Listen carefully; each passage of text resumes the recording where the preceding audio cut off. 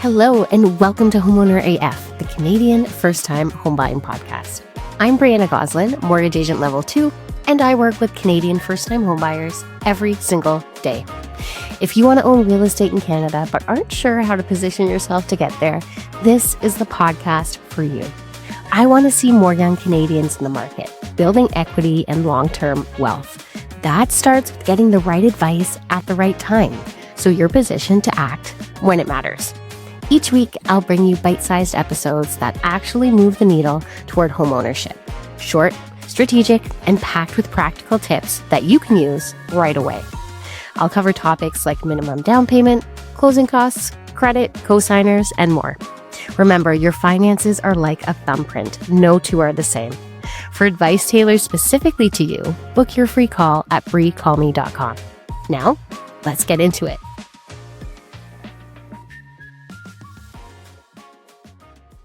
Hello and welcome to Homeowner AF. Today, I'm talking about how to plan your purchase price. And no, it is not just the maximum purchase price for which you qualify for on your pre-approval. Let's get into it.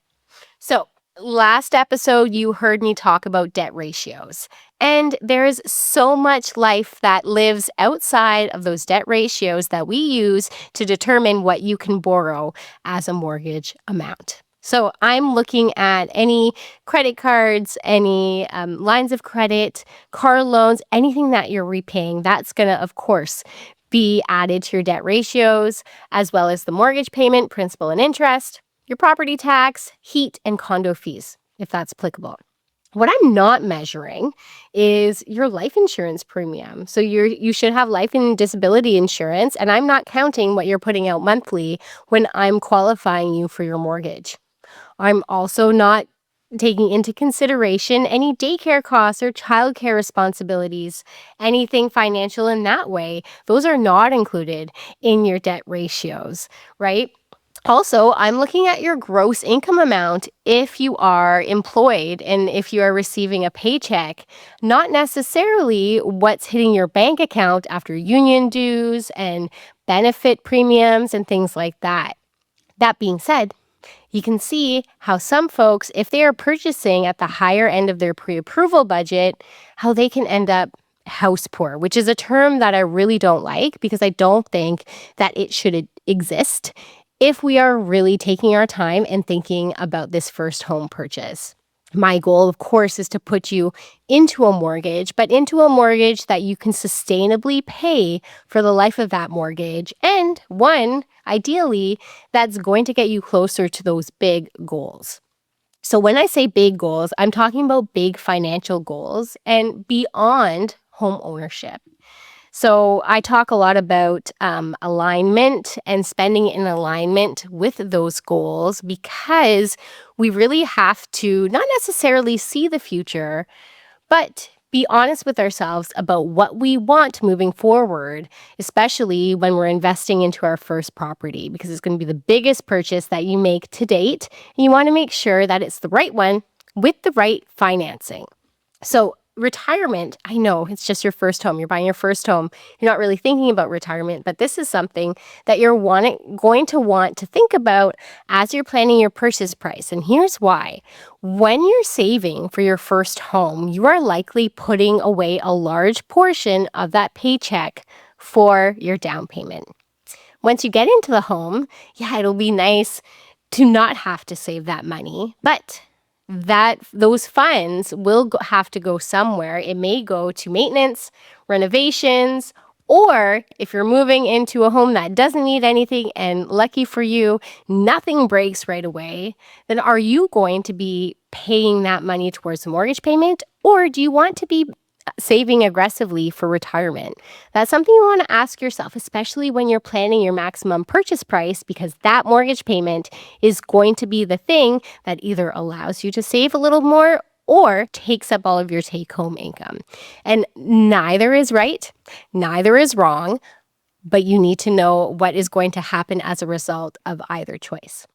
So, you know what doesn't fall under the debt ratios, including daycare, cost of berries, inflation, things like that, gas, none of that is counted. So what the bank will tell you you can borrow or what I will tell you you can borrow may not be aligned with what you actually want to be paying monthly or biweekly. So here's how we're going to do it.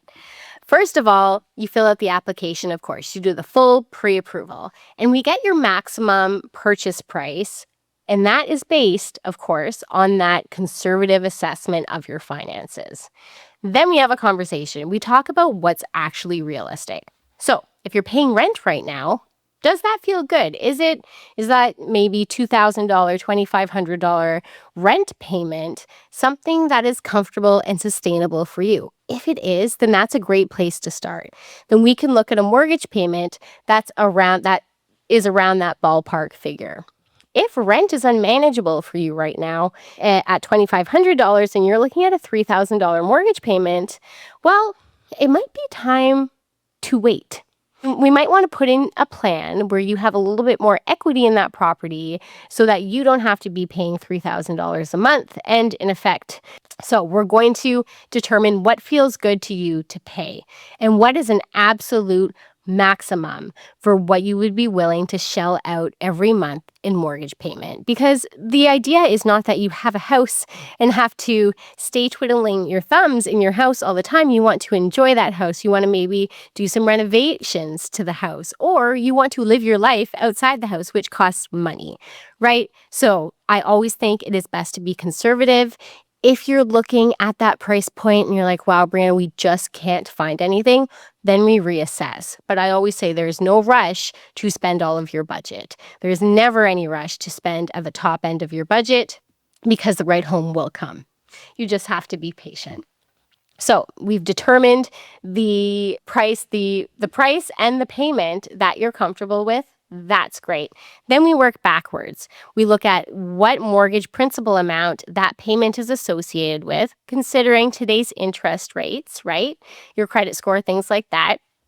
And then we work backwards and we add your down payment on top of that. And that's how we get your purchase price, is what mortgage you qualify for, what mortgage that payment qualifies for, plus your down payment. Then we look at how realistic it is that you're going to get into a home for this purchase price. And if it's unrealistic, that's okay. There's a couple things that we can do. The first one, of course, is to go back to that mortgage application and think, okay, can we show more income on our application by adding a cosigner? And does that make sense? Because we're recognizing that that's going to also give us a higher payment, monthly or biweekly. The next thing we can do is, do we have more down payment so that we can put more equity in that home? Is there a mom or dad, grandma, grandpa who wants to give us a large monetary gift? And this might be the time. Can we ask for that now? That might be something you also want to think about. But if none of those avenues are available to you, that's okay. We may not be changing what you look like as an applicant on paper. It may be time to think, okay, either we have to shift the timeline or we may need to be flexible in what kind of purchase we want to make.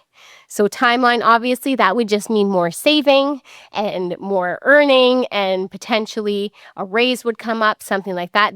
In that sense, a timeline push makes sense. Waiting makes sense. But for some other folks, you may want to be a little bit flexible in what you're looking for in terms of the property itself. And next week, I'm going to talk about all the levers we can pull when we're talking about different properties and how some first-time home buyers that I've been working with have been flexible and then successful in purchasing their first home in Ontario in 2026. So that's something that I'll share with you next week.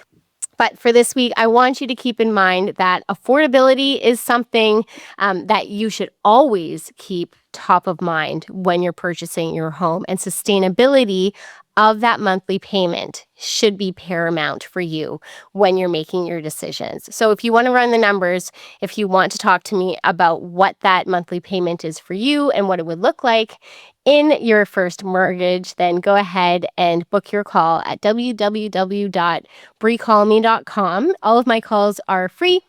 They're 30 minutes and they are virtual. So if you would like to talk to me about your own situation, I am happy to chat. And if you just want to get pertinent mortgage information to your inbox, go ahead and click the link in my show notes and you can join my mailing list. I send out something once a month with a mortgage update as well as some tidbits that will help you get closer to owning that first home.